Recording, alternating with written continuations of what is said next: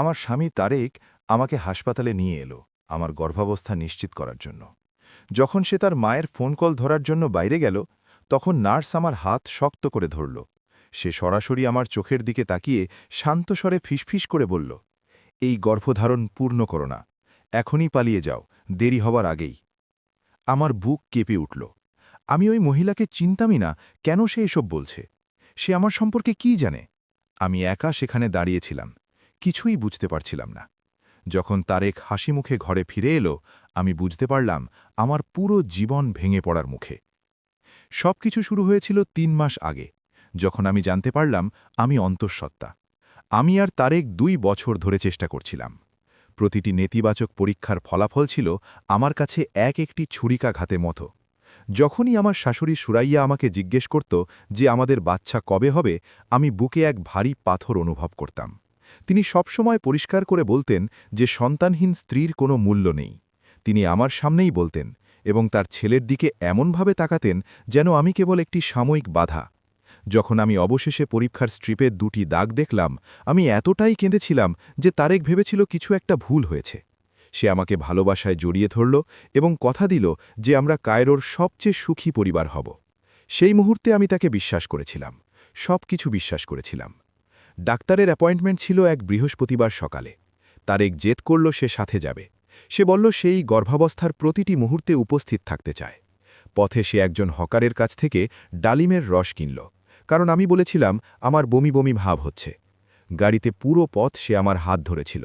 তাকে এক আদর্শ মরুষ মনে হচ্ছিল। ক্লিনিকটি ছিল হেলিওপোলিসের একটি বেসরকারি এলাকায়। ওয়েটিং রুমে দামি পারফিউম আর জীবাণুনাশকের মিশ্র গন্ধ ছিল। সেখানে আরও অনেক নারী অপেক্ষা করছিল, কেউ স্পষ্ট গর্ভবতী, কেউ পুরনো ম্যাগাজিন উল্টে দেখছে। তারেক আমার পাশে দাঁড়িয়ে ফোন দেখছিল। সেক্রেটারি আমার নাম ডাকল এবং আমরা একসাথে ভেতরে গেলাম। ডাক্তার ছিলেন একজন গম্ভীর মহিলা, পরিপাটি সাদা কোট পরা। তিনি আমাকে বিছানায় শুতে বললেন এবং আল্ট্রাসাউন্ডের জন্য পেট উন্মুক্ত করতে বললেন। জেলটা খুব ঠান্ডা ছিল। তারেক আমার পাশে দাঁড়িয়ে হাত ধরে থাকল। আমি স্ক্রিনে তাকিয়েছিলাম, কিন্তু সেই সাদা কালো দাগগুলো কিছুই বুঝিনি। তারপর আমি ভ্রূণের হৃদস্পন্দন শুনতে পেলাম, দ্রুত এবং নিয়মিত, যেন ছোট একটি ড্রাম বাজছে। তারেক আমার হাত এত জোরে চাপ দিয়ে ধরল যে আমি ব্যথা পেলাম। তার চোখ চকচক করছিল। ডাক্তার নিশ্চিত করলেন যে ৬ সপ্তাহের গর্ভধারণ এবং সবকিছু স্বাভাবিক দেখাচ্ছে। তিনি আল্ট্রাসাউন্ডের ছবি প্রিন্ট করে আমাদের দিলেন।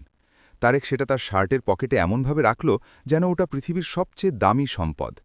আমরা যখন রুম থেকে বের হচ্ছিলাম, ডাক্তার বললেন যে একজন নার্স এসে কিছু প্রাথমিক নির্দেশনা দেবে এবং রক্তের নমুনা সংগ্রহ করবে। তারেক খুব খুশি ছিল। সে তৎক্ষণাৎ তার মাকে ফোন করল। ফোনের ওপাশ থেকে সুরাইয়ার তীক্ষ্ণ কণ্ঠস্বর খুব জোরে শোনা যাচ্ছিল।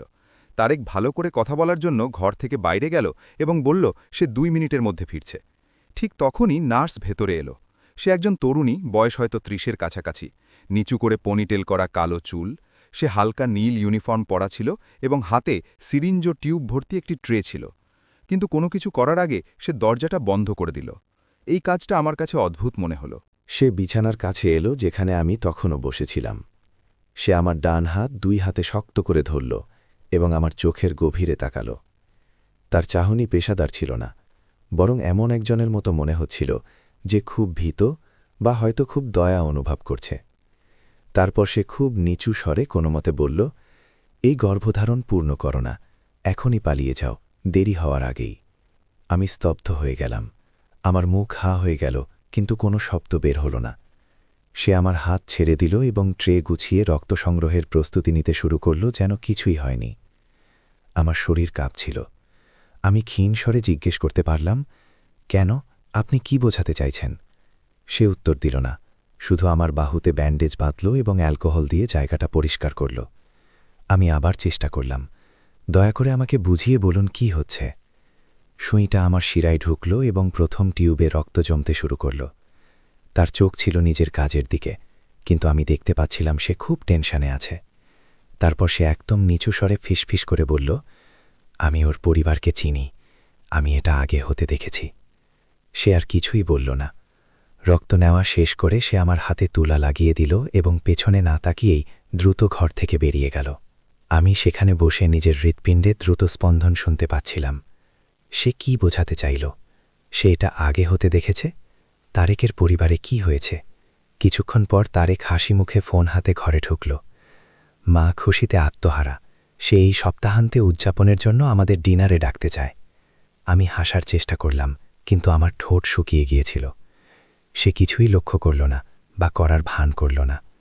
সে আমাকে বিছানা থেকে নামতে সাহায্য করল এবং আমার ব্যাগটা নিয়ে আবার হাত ধরল। গাড়িতে ফেরার পথে সে অবিরাম কথা বলে যাচ্ছিল। বাচ্চার নাম কি হবে, গেস্ট রুমটাকে কিভাবে বাচ্চার ঘর বানানো হবে, আমাদের সন্তান কত সুন্দর হবে। আমি খুব কমই শুনছিলাম। আমার ভাবনা বারবার ফিরে যাচ্ছিল সেই ঘরের নার্সের সেই হতাশ দৃষ্টি আর ফিস করে দেওয়া সতর্ক বার্তায়। আমি গাড়িতে উঠে সিটবেল্ট বাঁধলাম। আমার হাত তখনও কাঁপছিল। তারেক রেডিও চালিয়ে গানের সুর গুনগুন করতে লাগল। আমি জানালার বাইরে তাকালাম এবং কাঁচে নিজের প্রতিচ্ছবি দেখলাম। আমাকে দেখে মনে হচ্ছিল আমি ভীত, এবং আমি ঠিকই ভয় পেয়েছিলাম। দুপুরের শেষের দিকে আমরা বাড়ি পৌঁছালাম। নীলনদের কাছে দক্ষী এলাকার একটি পুরনো ভবনের ৩ তলায় আমাদের ফ্ল্যাট। ঘরটা ছোট ছিল, 2টো কামরা, একটি হলরুম আর রান্নাঘর। কিন্তু তারেক সবসময় বলতো যে সে পদোন্নতি পেলে বড় ঘরে যাব। সে তার এক আত্মীয়ের ইম্পোর্ট কোম্পানিতে কাজ করত। বেতন খুব খারাপ ছিল না, আবার খুব ভালোও ছিল না। আমরা একটু গাদাগাদি করেই থাকতাম।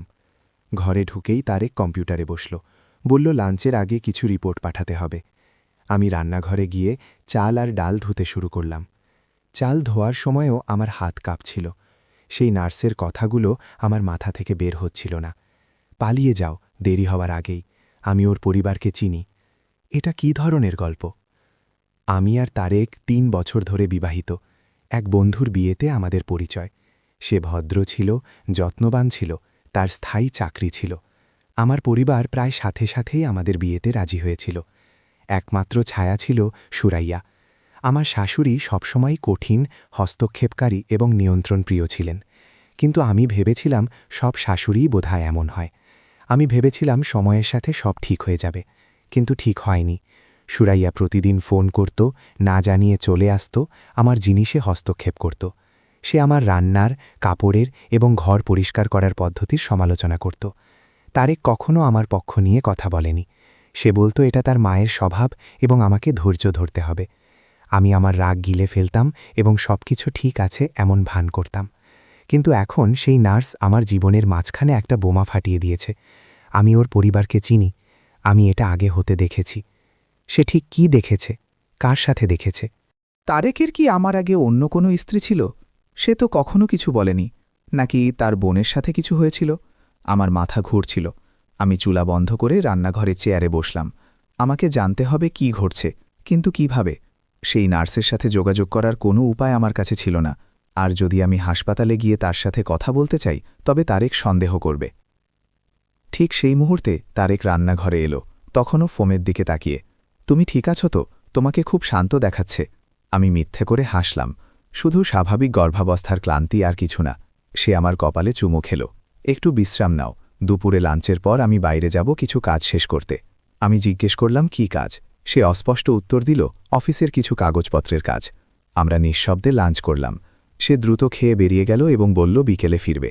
সে দরজা বন্ধ করতেই আমি ফোন হাতে নিলাম। আমি জানতাম না কোথা থেকে শুরু করব। প্রথমে ভাবলাম আমার বোন নারিমানকে ফোন করব, কিন্তু সে আলেকজান্ড্রিয়ায় থাকে এবং সে তারেককে খুব একটা পছন্দ করে না। যদি আমি তাকে নার্সের কথা বলি, সে হয়তো চিৎকার করে এখানে চলে আসবে। তারপর আমি আমার প্রতিবেশী মেরভাতের কথা ভাবলাম। সে আমার চেয়ে কয়েক বছরের বড় এবং 15 বছর ধরে বিবাহিত। তার 3টি সন্তান আছে। সে সবসময় আমার সাথে ভালো ব্যবহার করত, যদিও আমাদের সম্পর্ক কেবল সৌজন্যের ছিল। সে কি তারেকের পরিবার সম্পর্কে কিছু জানে? আমি তার দরজায় নক করলাম। মেয়েরবাত হাতে তোয়ালে নিয়ে হাসিমুখে দরজা খুলল। নারিমান, এসো ভেতরে, চা খাবে কি? আমি ভেতরে গেলাম। তার বসার ঘরে ধূপের গন্ধ ছিল এবং খেলনা ছড়িয়ে ছিটিয়েছিল। তার বাচ্চারা স্কুলে গিয়েছিল। কয়েক মিনিট সাধারণ কথা বলার পর মেয়েরবাত লক্ষ্য করল কিছু একটা সমস্যা আছে। তোমাকে খুব ফ্যাকাশে লাগছে, কিছু হয়েছে কি? আমি দীর্ঘশ্বাস ফেললাম এবং বলতে শুরু করলাম। সবটা নয়, তবে যতটুকু প্রয়োজন। আমি বললাম যে হাসপাতালের এক নার্স আমাকে তারেকের পরিবার সম্পর্কে এক অদ্ভুত সতর্কতা দিয়েছে। আমি তাকে জিজ্ঞেস করলাম সে কি তারেকের আত্মীয়দের সম্পর্কে কিছু জানে। মেয়েরবাত গম্ভীর হয়ে গেল। সে চায়ের কাপ টেবিলে রেখে এমন এক দৃষ্টিতে তাকালো যা আমি বুঝিনি। সে বলল, দেখো, আমি গীবত করতে চাই না, তবে কিছু কথা শুনেছি। আমার হৃৎস্পন্দন বেড়ে গেল। কি কথা? সে বলল, তার মা সুরাইয়ার খুব একটা ভালো সুনাম নেই। সে খুব কঠিন মানুষ, শুনেছি সে পরিবারের আগের বউদের তাড়িয়ে দিয়েছে এবং তার ছেলেদের খুব অদ্ভুতভাবে নিয়ন্ত্রণ করে। এটা তো আমি আগে থেকেই জানতাম, কিন্তু মেয়েরবাদ বলতে থাকল তারেকের ভাই শরীফকে নিয়ে একটা গল্প আছে। কয়েক বছর আগে তার বিয়ে হয়েছিল, তার স্ত্রী গর্ভবতী হল এবং তারপর কি যেন একটা হলো যা পরিষ্কার নয়, কিন্তু সেই মহিলা নিখোঁজ হয়ে গেল। কেউ বলে তার গর্ভপাত করানো হয়েছিল, কেউ বলে সে পালিয়ে গেছে, তাকে আর দেখা যায়নি। আমার পাকস্থলী মোচড় দিয়ে উঠল। নিখোঁজ মানে কি? মেয়েরবাদ কাঁধ ঝাঁকিয়ে বলল, আমি বিস্তারিত জানি না, শুধু এটাই শুনেছি। কিন্তু তারপর শরীফ 6 মাসের মধ্যে আবার বিয়ে করল এবং তার দ্বিতীয় স্ত্রীও গর্ভবতী হয়ে নিখোঁজ হয়ে গেল। তখন বিষয়টা অদ্ভুত মনে হতে লাগলো, তাই না? আমি জমে গেলাম। 2 জন নারী নিখোঁজ, আর এখন আমি গর্ভবতী। আপনি কি কখনো অনুভব করেছেন যে সত্য আপনার চোখের সামনে আছে, কিন্তু আপনি তাকাতে ভয় পাচ্ছেন? আমি কাঁপতে কাঁপতে মেরভাতের ফ্ল্যাট থেকে বের হলাম। ঘরে ফিরে ভেতর থেকে দরজা বন্ধ করে দিলাম। আমি সোফায় বসে সিলিংয়ের দিকে তাকিয়ে সবটা বোঝার চেষ্টা করতে থাকলাম। 2 জন অন্তঃসত্ত্বা মহিলা নিখোঁজ হয়ে গেল এবং সুরাইয়া সবকিছুর কেন্দ্রে। তাদের সাথে ঠিক কি হয়েছিল? আর কেন নার্স আমাকে বিশেষভাবে সতর্ক করল যাতে আমি সন্তান জন্ম না দিই? আমি ফোন নিয়ে তারেকের ভাই শরীফ সম্পর্কে তথ্য খুঁজতে শুরু করলাম। খুব বেশি কিছু পেলাম না। সে সোশ্যাল মিডিয়া ব্যবহার করত না, কিন্তু একটি পারিবারিক অনুষ্ঠানের পুরনো ছবি পেলাম এক পাবলিক ফাইলে। সেখানে শরীফ এক হাসিখুশি তরুণীর পাশে দাঁড়িয়েছিল, যে নীল রঙের পোশাক পরা ছিল। ক্যাপশনে লেখা ছিল নবদম্পতিকে অভিনন্দন, তারিখটি ছিল 4 বছর আগের। আমি ছবিটা জুম করলাম এবং সেই মহিলার চেহারার দিকে তাকালাম। তাকে খুব সুখী আর নিষ্পাপ মনে হচ্ছিল, ঠিক যেমনটা আমি 3 বছর আগে ছিলাম। আমি কমেন্টে তার নাম খোঁজার চেষ্টা করলাম, কিন্তু কিছু পেলাম না। আমি আরও খুঁজলাম এবং অন্য একটি অ্যাকাউন্টে পুরনো ছবি পেলাম। সেই একই মহিলা গর্ভবতী, পেটে হাত রাখা। ক্যাপশনে লেখা ছিল আল্লাহর রহমত, কিন্তু এরপর আর কিছু নেই। কোনো বাচ্চার ছবি নেই, কোনো আপডেট নেই, যেন সে মুছে গেছে। হঠাৎ ফোন বেজে উঠল এবং ফোনটা আমার হাত থেকে প্রায় পড়ে যাচ্ছিল। সেটা তারেক ছিল। আমি গলার স্বর নিয়ন্ত্রণ করে ধরলাম। সে খুব উৎসাহ নিয়ে বলল, আমি ফিরছি, তোমার পছন্দের পেস্তা দেওয়া মিষ্টি কিনেছি। আর মা আবার ফোন করেছিল, সে কাল বিকেলে আসতে চায় বাচ্চার বিষয়ে কথা বলতে। আমার বুক শুকিয়ে গেল। আগামীকাল? অন্য কোনো দিন করা যায় না? একটা নীরবতা তৈরি হলো। তারপর তারেক বলল, কেন, তুমি চাও না মা আসুক? তার গলার স্বর বদলে গেল, ঠান্ডা আর আক্রমণাত্মক হয়ে উঠল। সে শুধু সাহায্য করতে চায় নারিমান। মা যখনই আসতে চায় তুমি কোনো না কোনো বাহানা খোঁজো। এটা সত্য ছিল না, কিন্তু এই মুহূর্তে ঝগড়া করে লাভ নেই। ঠিক আছে, সে আসতে পারে, বলে আমি ফোন রেখে দিলাম। সুরাইয়া আসার আগে আমাকে উত্তর খুঁজে পেতে হবে। আমাকে জানতে হবে সেই মেয়েদের কি হয়েছিল এবং আমি বিপদে আছি কিনা। আমি শরীফের বাসায় যাওয়ার কথা ভাবলাম, কিন্তু ঠিকানা জানতাম না। ভাবলাম তাকে ফোন করব, কিন্তু তার নম্বর আমার কাছে ছিল না। আর যদি তারেকের কাছে চাই, সে জানতে চাইবে কেন? তারপর আমার একজনের কথা মনে পড়ল, নাহলা, তারেকের এক কাজিন। সে পরিবারের সবচেয়ে বেশি কথা বলা মানুষ। পারিবারিক অনুষ্ঠানে সেই সব গল্প আর কেচ্ছা বলত। আমি তার নম্বর খুঁজে পেলাম এবং কল করলাম। সে তৃতীয় রিংয়ে ধরল। নারিমান, কি অবাক করা ব্যাপার! অনেকদিন পর। আমি হালকা গলায় কথা বলার চেষ্টা করলাম। কিছুক্ষণ সাধারণ আলাপের পর আমি ঝুঁকি নিয়ে জিজ্ঞেস করলাম, নাহলা, আমি কি তোমাকে একটা অদ্ভুত প্রশ্ন করতে পারি? সে হাসল। অবশ্যই প্রিয়তমা, বলো। আমি বললাম, শরীফের আগের 2 স্ত্রীর কথা কি তুমি জানো? ফোনেরও পাশ থেকে নীরবতা নেমে এলো। নাহলা যখন কথা বলল, তার কণ্ঠস্বর খুব সতর্ক শোনাল। তুমি এসব কেন জানতে চাইছ? আমি বুক ভরে শ্বাস নিলাম। এমনি কৌতূহল থেকে। কেউ একজন একটা কথা বলল, তাই ভাবলাম। নাহলা দীর্ঘশ্বাস ফেলে বলল, দেখো নারিমান, ওসব গল্প খুব জটিল, আর খালা সুরাইয়া এসব নিয়ে কথা বলা পছন্দ করেন না। আমি জোরাজোরি করলাম, কিন্তু তাদের কি হয়েছিল? তারা কোথায় গেল? সে ইতস্তত করে বলল, প্রথমজন জয়নব, তার গর্ভাবস্থায় সমস্যা হয়েছিল। সে খুব অসুস্থ হয়ে পড়েছিল। খালা বললেন সে তার গ্রামের বাড়িতে নিজের বাবা মায়ের কাছে ফিরে গেছে।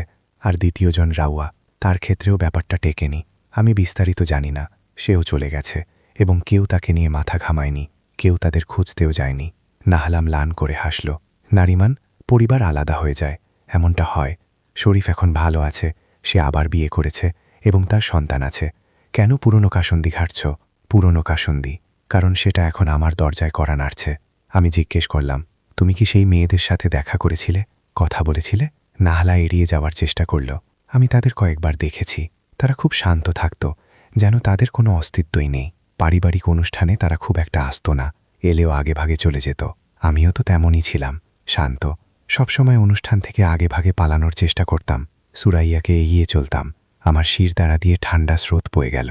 নাহলা, তোমার কি মনে হয় তাদের সাথে খারাপ কিছু হয়েছিল? সে সাথে সাথে উত্তর দিল না। যখন বলল, কণ্ঠ খুব নিচু ছিল। নারিমান, আমি জানি না, তবে তোমাকে একটা পরামর্শ দিই। খালা সুরাইয়ার সাথে তর্ক করো না, বিশেষ করে এখন যখন তুমি গর্ভবতী। তার সামনে নাতি নাতনি আসার কথা থাকলে সে একদম অন্যরকম হয়ে যায়। সে ফোন রেখে দিল। উত্তরের চেয়ে প্রশ্ন আরও বেড়ে গেল। নাহালা অন্যরকম বলতে কি বোঝালো? আর কেন সে নারীরা কোনো চিহ্ন না রেখে নিখোঁজ হয়ে গেল? তারা কি আদৌ বেঁচে আছে? আধ ঘন্টা পর তারেক মিষ্টির প্যাকেট নিয়ে বাড়ি ফিরল। তার হাসিটা চোখের কোণ পর্যন্ত পৌঁছাচ্ছিল না। আমি তার মধ্যে এমন কিছু লক্ষ্য করলাম যা আগে কখনো দেখিনি। এক ধরনের শীতলতা, যেন সে একজন প্রেমময় স্বামীর অভিনয় করছে, কিন্তু তার ভেতরে কোনো আবেগ নেই। সে মিষ্টিগুলো টেবিলে রেখে আমার কাছে এলো। হাসপাতাল থেকে ফেরার পর তোমাকে খুব অদ্ভুত লাগছে। তুমি নিশ্চিত তো সব ঠিক আছে? আমি মিথ্যে বললাম, শুধু ক্লান্ত লাগছে। সে মাথা নাড়ল এবং টিভি চালিয়ে সোফায় বসে খবর দেখতে থাকল। আমি তাকে দেখে ভাবছিলাম, এই লোকটা কে? আমি কি তাকে আসলেও চিনি, নাকি আমি কোনো অচেনা মানুষকে বিয়ে করেছি? পরদিন সকালে আমি পেটে এক ধরনের অস্বস্তি নিয়ে জেগে উঠলাম। সুরাইয়া বিকেলে আসবে, আমাকে প্রস্তুত থাকতে হবে। কিন্তু কিসের জন্য? আমি তারিখ ওঠার আগে রান্নাঘরে গিয়ে কফি বানালাম। জানালার বাইরে তাকালাম, আকাশ খুব মেঘলা ছিল। তারিখ তৈরি হয়ে এলো এবং বলল তার এক জরুরি মিটিং আছে। সে তার মায়ের আসার সময়ই ফিরবে। সে উদাসীনভাবে আমার কপালে চুমু খেয়ে চলে গেল। আমি ফাঁকা ফ্ল্যাটে একা রয়ে গেলাম। আমি আবার জাইনাব আর রাউয়ার কথা খুঁজতে শুরু করলাম। জাইনাবের একটি পুরনো প্রোফাইল পেলাম যা 4 বছর ধরে বন্ধ।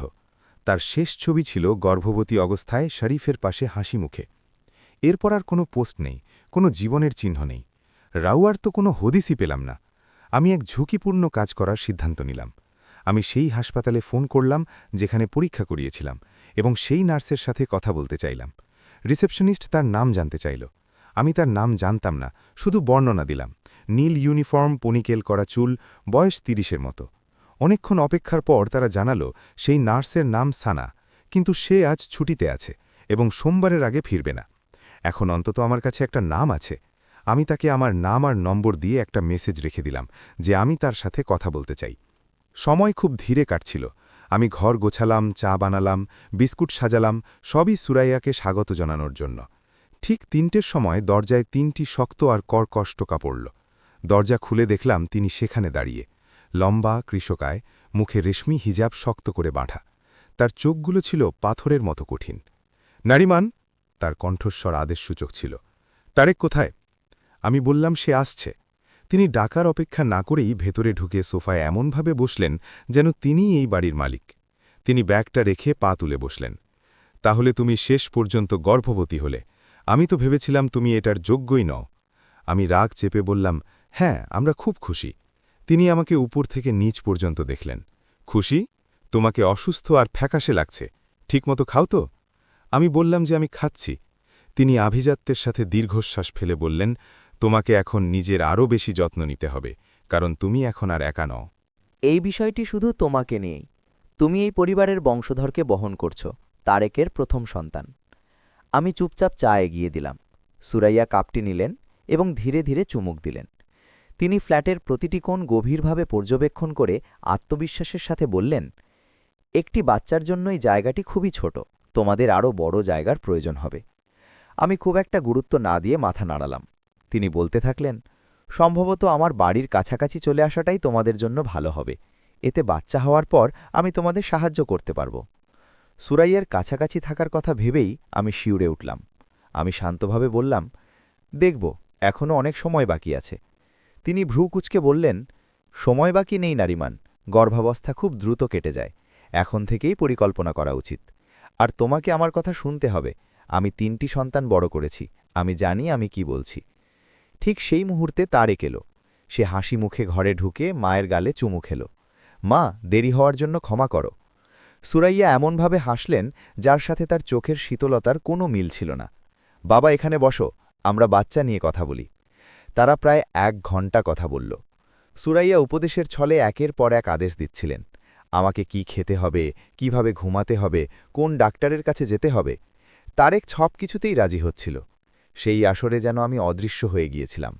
বাচ্চাটা যেন তাদের দুজনের, আমার নয়।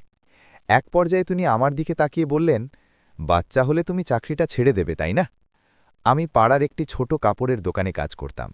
আয় খুব বেশি ছিল না, কিন্তু ওটা ছিল আমার নিজের টাকা, আমার ছোট স্বাধীনতা। আমি উত্তর দিলাম, এখনও সিদ্ধান্ত নিইনি। সুরাইয়া অসন্তোষের সাথে ভ্রু তুললেন। সিদ্ধান্ত নাওনি মানে? মা তার বাচ্চার সাথেই বাড়িতে থাকে, তারেক যথেষ্ট আয় করে। তারেক আমার পক্ষ নিল না, শুধু আমার দিকে তাকিয়ে রইল যেন আমি রাজি হয়ে যাই। এক দমনা রাগের ঢেউ আমাকে গ্রাস করল। আমি শীতলভাবে বললাম, আমি ভেবে দেখব। সুরাইয়ার চেহারা শক্ত হয়ে গেল। এখানে ভাবার কিছু নেই, মায়ের জায়গা তার বাচ্চার কাছে। নাকি তুমি ভাবছ আমার নাতিকে রাস্তায় কোনো অচেনা মানুষের কাছে রেখে যাবে? আমি দীর্ঘশ্বাস ফেললাম, কোনো উত্তর দিলাম না। আমি তাকে বুঝতে দিতে চাইনি যে আমি মেজাজ হারিয়েছি। তিনি তার আত্মত্যাগের কথা বলতে থাকলেন, কিভাবে তিনি তার সন্তানদের জন্য সব কিছু উৎসর্গ করেছেন, এবং আজকের দিনের মায়েরা কত স্বার্থপর। তারপর তিনি এমন একটি বাক্য বললেন যা আমার রক্ত হিম করে দিল। তুমি জানো তো, শরীফের বর্তমান স্ত্রীর আগে আরও দুজন স্ত্রী ছিল? আমি তার দিকে তাকালাম। জানি। তিনি চায়ের আরও এক চুমুক দিয়ে বললেন, তারা জানত না তাদের কাছে কি সম্পদ ছিল। তারা নিজেদের খুব আদুরে মনে করত আর সব কিছু নিয়ে অভিযোগ করত। শরীফ চেষ্টা করেছিল, কিন্তু কাজ হয়নি। ভাগ্য ভালো যে সে পরে একজন সম্মানিতা মহিলাকে পেয়েছে। আমি শান্ত থাকার চেষ্টা করে জিজ্ঞেস করলাম, তাদের কি হয়েছিল? তিনি শিকারী প্রাণীর মতো ঠান্ডা আর তীক্ষ্ণ চোখে আমার দিকে তাকিয়ে বললেন, তারা চলে গেছে। তাদের বাবা মায়ের কাছে ফিরে গেছে, যেখানে তাদের শুরু থেকেই থাকা উচিত ছিল। আমি বললাম, আর বাচ্চারা? সুরাইয়া জোরে চায়ের কাপটি টেবিলের ওপর রাখলেন। কোন বাচ্চারা? আমার কণ্ঠস্বর স্থির ছিল। তারা দুজনেই তো গর্ভবতী ছিল, তাই না? ঘরে এক ভারী নীরবতা নেমে এলো। তারেক আমার দিকে এক অদ্ভুত দৃষ্টিতে তাকাল। সুরাইয়া ধীরে ধীরে উঠে দাঁড়ালেন এবং বললেন, নারিমান, তুমি এসব আজে বাজে কথা কোথায় শুনেছ? কে তোমার মাথায় এসব গল্প ঢুকিয়েছে? আমি কোনো উত্তর দিলাম না। তিনি আমার কাছে এলেন।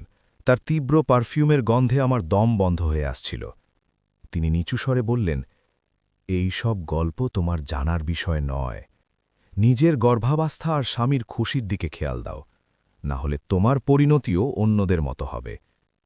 হুমকিটা পরিষ্কার ছিল। তিনি তার ব্যাগ নিলেন এবং তারেকের দিকে তাকিয়ে বললেন, আমি এখন যাব, তুমি আমার সাথে এসো, কিছু কাজ আছে। তারেক কোনো আপত্তি ছাড়াই উঠে দাঁড়াল। সে কি সত্যি আমাকে এই অবস্থায় রেখে চলে যাবে? আমি তার দৃষ্টি আকর্ষণের চেষ্টা করলাম, কিন্তু সে আমার চোখ এড়িয়ে গেল। সে তার মায়ের সাথে বেরিয়ে গেল এবং পেছনে দরজা বন্ধ করে দিল। আমি ঘরের মাঝখানে দাঁড়িয়ে রইলাম। মনে হচ্ছিল পায়ের তলা থেকে মাটি সরে যাচ্ছে। তারেক সেই রাতে বাড়ি ফিরল না। সে একটি ছোট মেসেজ পাঠাল যে রাত বেশি হওয়ায় আর সে ক্লান্ত থাকায় মায়ের ওখানেই থেকে যাচ্ছে। আমি তাকে কোনো প্রশ্ন করলাম না, ফোনও করলাম না। আমি অন্ধকারে সোফায় বসে তার শেষ কথাগুলো ভাবছিলাম, না হলে তোমার পরিণতিও অন্যদের মতো হবে। জৈনাব আর রাওয়ার আসলে কি হয়েছিল? তারা কি নিজের ইচ্ছায় চলে গিয়েছিল, নাকি তাদের বাধ্য করা হয়েছিল? আর বাচ্চাদের কি হল? তারা কি মারা গিয়েছিল, নাকি কেউ তাদের কেড়ে নিয়েছিল? আমি ঘুমানোর চেষ্টা করলাম, কিন্তু প্রতিটি শব্দে আমি শিউরে উঠছিলাম। অন্ধকারে ফ্ল্যাটটিকে খুব ভয়ঙ্কর মনে হচ্ছিল। আমি সব আলো জ্বালিয়ে দিয়ে বিছানায় বসলাম। নার্স সানার ফোনের অপেক্ষায় থাকলাম, কিন্তু ফোনটা নীরবই রইল। শনিবার সকালে তারেক খুব ভোরে এলো। সে শুভ সকাল পর্যন্ত বলল না। সোজা বেডরুমে গিয়ে আলমারি থেকে কাপড় বের করতে শুরু করল। আমি জিজ্ঞেস করলাম, কি করছো? সে আমার দিকে না তাকিয়ে বলল, কিছু জিনিস গুছিয়ে নিচ্ছি। তার গলার স্বর ছিল শুকনো আর শীতল। তুমি কি চলে যাচ্ছ? সে থামল এবং আমার দিকে ঘুরে দাঁড়াল। মা মনে করেন কয়েকদিন ওনার কাছে থাকাটাই আমার জন্য ভালো হবে। তুমি খুব খিটখিটে আর অদ্ভুত আচরণ করছো। আমার একটু ভাবার সময় দরকার। আমার মধ্যে ভয় আর রাগের মিশ্রণ তৈরি হলো। কি ভাবার সময়? তারেক, আমি শুধু তোমার ভাইয়ের কথা জিজ্ঞেস করেছি। সে হিংস্রভাবে একটা শার্ট ব্যাগের ভেতর ছুঁড়ে মারল। যে প্রশ্ন তোমার জানার বিষয় নয় তা নিয়ে মাথা ঘামিও না। নিজের আর বাচ্চার যত্ন নাও, এটুকুই তোমার কাজ। আমি আবেগপ্রবণ হয়ে বললাম, কিন্তু সেই নার্স আমাকে সতর্ক করেছে। সে বলেছে সে তোমার পরিবারকে চেনে। কি ঘটছে তা জানার অধিকার আমার আছে। সে ব্যাগটা বন্ধ করে আমার দিকে পিঠ খিরিয়ে দাঁড়াল। যখন ঘুরল, তার মুখে কোনো রাগ ছিল না, কিন্তু কোনো অনুভূতিও ছিল না। সে বলল, তুমি কল্পনা করছো। গর্ভাবস্থা তোমাকে কাল্পনিক করে তুলছে। কোনো নার্স তোমাকে কিছুই বলেনি, হয়তো তুমি স্বপ্ন দেখেছ। আমি বললাম আমি কল্পনা করিনি। সে আমার হাত ধরে ঠিক এই কথাগুলোই বলেছে। সে অবজ্ঞার সাথে কাঁধ ঝাঁকালো। তাহলে তুমি ভুল বুঝেছ, অথবা সে পাগল। যাই হোক, আমি এখন এ নিয়ে কথা বলতে চাই না। সে ব্যাগ নিয়ে দরজার দিকে গেল এবং যাওয়ার আগে শীতলভাবে বলল, তোমাকে বেছে নিতে হবে নারিমান। হয় তুমি এই পরিবারের অংশ হয়ে আমার মায়ের বাধ্য হয়ে থাকবে আর সমস্যা করা বন্ধ করবে, অথবা তুমি একা থাকবে। আর বিশ্বাস করো, গর্ভবতী অবস্থায় তুমি একা থাকতে চাও না। সে সজোরে দরজা বন্ধ করে দিল এবং সেই শব্দ খালি ফ্ল্যাটে প্রতিধ্বনিত হতে লাগল। আমি মেঝেতে বসে পড়লাম, চোখের জল গড়িয়ে পড়ল। ৩ বছরের সংসার, ৩ বছরের মায়া, এখন বুঝতে পারছি আমি কেবল একটি খেলার ঘুঁটি ছিলাম। হঠাৎ ফোন বেজে উঠল, একটি অপরিচিত নম্বর। আমি কাঁপা গলায় ধরলাম। ফোনের ওপাশ থেকে এক মহিলার কণ্ঠস্বর ভেসে এলো, নারিমান, আমি সানা, সেই নার্স। তুমি কাল আমাকে ফোন করেছিলে? আমার বুক ধরফর করতে লাগল। হ্যাঁ, ফোন করার জন্য ধন্যবাদ। সেদিন আপনি কি বোঝাতে চেয়েছিলেন আমাকে বুঝতে হবে। সানা ইস্ততাস্ত করে বলল, আমি ফোনে বলতে পারবো না। তুমি কি আমার সাথে দেখা করতে পারবে? আমি রাজি হলাম। সে শহরের মাঝখানে হাসপাতাল থেকে দূরে এক ক্যাফের ঠিকানা দিল। আমি দ্রুত ধুয়ে মুছে সাধারণ কাপড় পরে কাউকে কিছু না জানিয়ে বেরিয়ে গেলাম। একটা ট্যাক্সি নিয়ে সেই ঠিকানায় গেলাম। ক্যাফেটি ছোট ছিল, পুরনো কাঠের টেবিল আর কফির কড়া গন্ধ। সানা কোনার এক টেবিলে বসেছিল। আমাকে দেখে সে হালকা করে হাত নাড়ল। আমি তার সামনে বসলাম। তাকে খুব ক্লান্ত দেখাচ্ছিল, চোখের নিচে কালো দাগ। সে নিচু স্বরে বলল, আসার জন্য ধন্যবাদ। আমার এটা করা উচিত নয়, কিন্তু আমার বিবেক আমাকে ঘুমাতে দিচ্ছে না। আমি মিনতি করে বললাম, দয়া করে যা জানেন বলুন। সে সতর্কভাবে চারপাশ দেখে বলতে শুরু করল, আমি আগে অন্য এক সরকারি হাসপাতালে কাজ করতাম। সেখানে আমি জয়নবকে চিনেছিলাম, যে তোমার স্বামীর ভাই শরীফের স্ত্রী ছিল। আমার বুক ধরাস করে উঠল। তার কি হয়েছিল? সানা দীর্ঘশ্বাস ফেলে বলল, সে তার গর্ভাবস্থার 5 মাসে একদিন রাতে হাসপাতালে এসেছিল। তার শরীর থেকে প্রচুর রক্তপাত হচ্ছিল। সে বলল সে পড়ে গেছে, কিন্তু আমি তার শরীরে আঘাতের দাগ দেখেছিলাম। ওটা পড়ার দাগ ছিল না, ওটা ছিল মারধরের দাগ। আমার বমি বমি ভাব হতে লাগল। আপনি বলতে চাইছেন কেউ তাকে মেরেছে? সানা বলল, হ্যাঁ, আর সবচেয়ে খারাপ বিষয় হল সে তার বাচ্চাটাকে হারিয়ে ফেলেছিল। জয়নব শকড হয়ে গিয়েছিল, কোনো কথা বলছিল না, শুধু কাঁদছিল। যখন আমরা তার পরিবারকে ফোন করতে চাইলাম, সে আতঙ্কিত হয়ে গেল। সে বলল কেউ যেন তার খোঁজ না পায়। সানা তার চোখের জল মুছে বলল, সেই রাতেই সে হাসপাতাল থেকে পালিয়ে গেল। সে খুব দুর্বল ছিল, রক্তপাত হচ্ছিল, তবুও পেছনের দরজা দিয়ে পালিয়ে গেল। এরপর আমি তাকে আর দেখিনি। আমি ক্ষীণ স্বরে জিজ্ঞেস করলাম, আর রাউয়া, দ্বিতীয় স্ত্রী? সানা মাথা নাড়ল। 1 বছর পর একই হাসপাতালে সেই একই ঘটনা। গর্ভবতী, শরীরে আঘাতের দাগ, রক্তপাত। সেও বাচ্চা হারালো এবং কয়েক ঘণ্টা পর পালিয়ে গেল। একই পরিবারের 2 জন নারীর একই গল্প।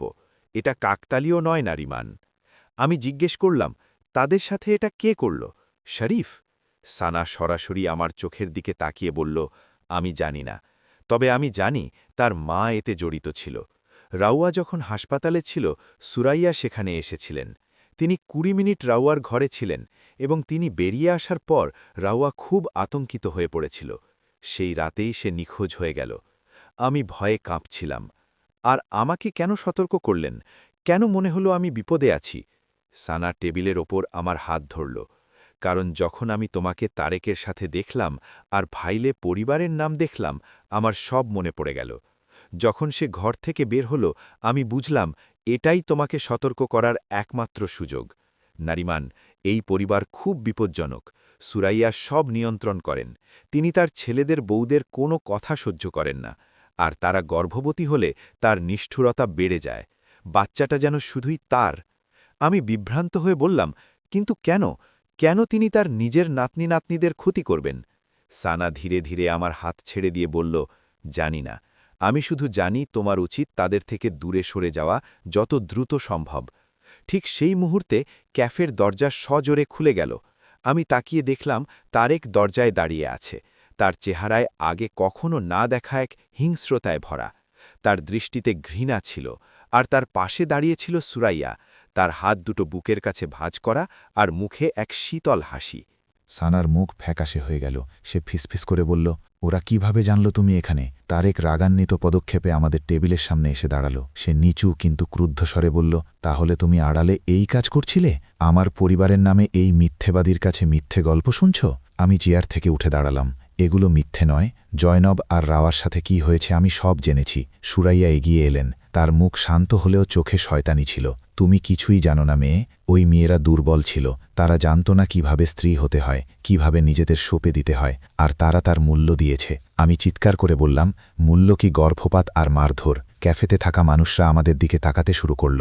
সুরাইয়া এক কদম এগিয়ে এসে বললেন, চুপ করো, একটা গুজবের জন্য তুমি সিন ক্রিয়েট করছো।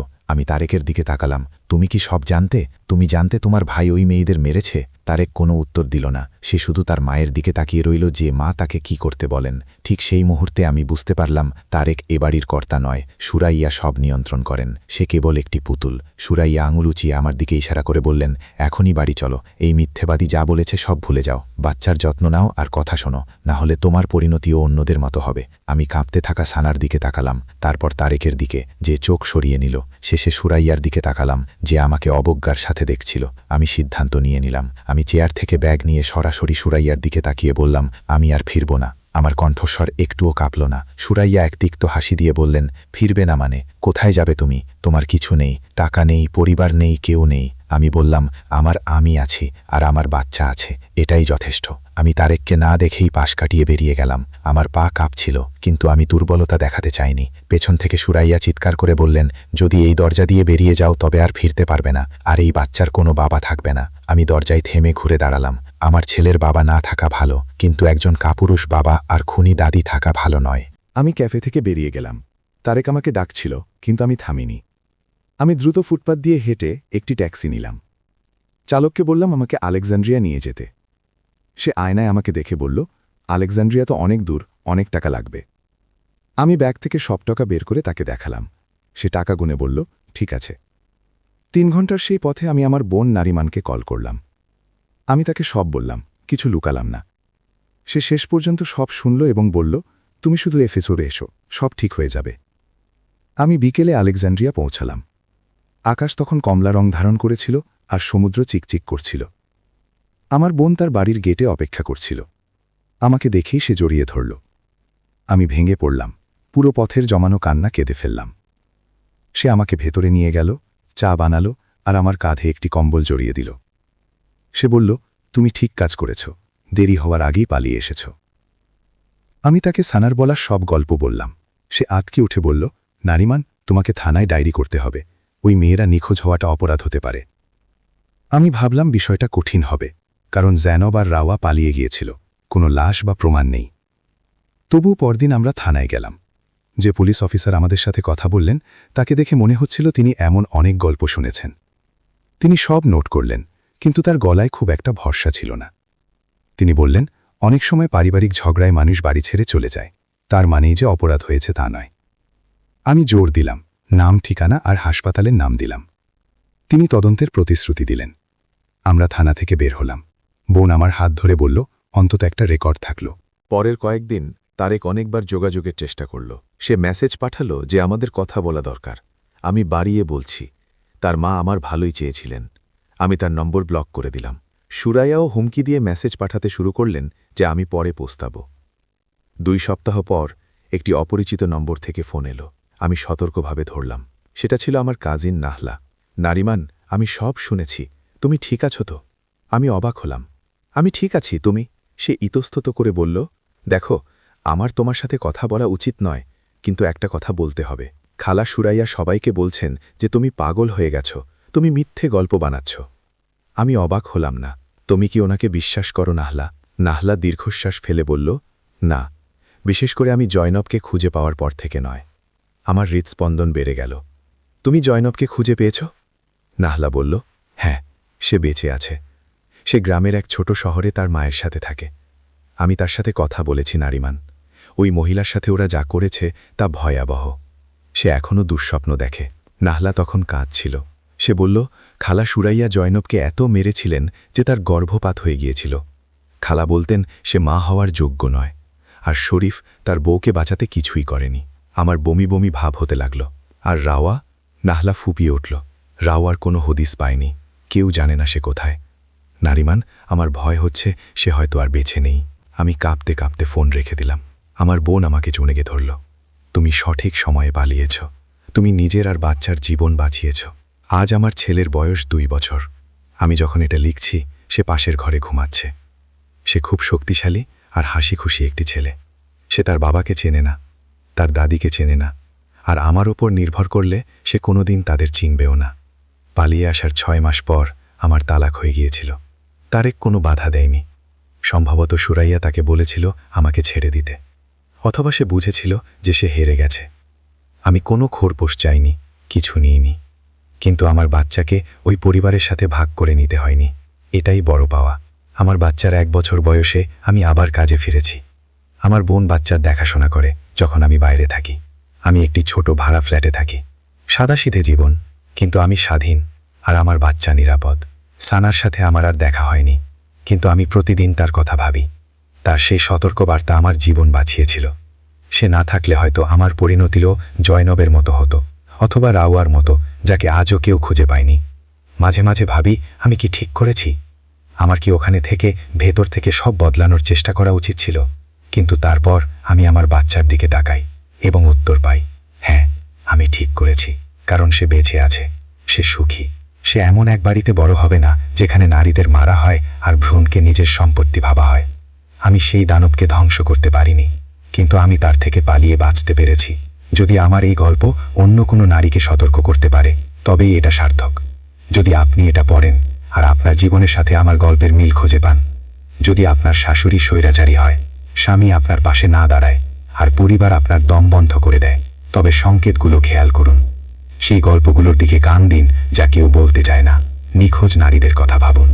আর যদি কোনোদিন কেউ আপনার হাত ধরে ফিস করে পালিয়ে যেতে বলে, তবে তার কথা শুনুন, কারণ সেটাই হয়তো আপনার বেঁচে ফেরার একমাত্র সুযোগ।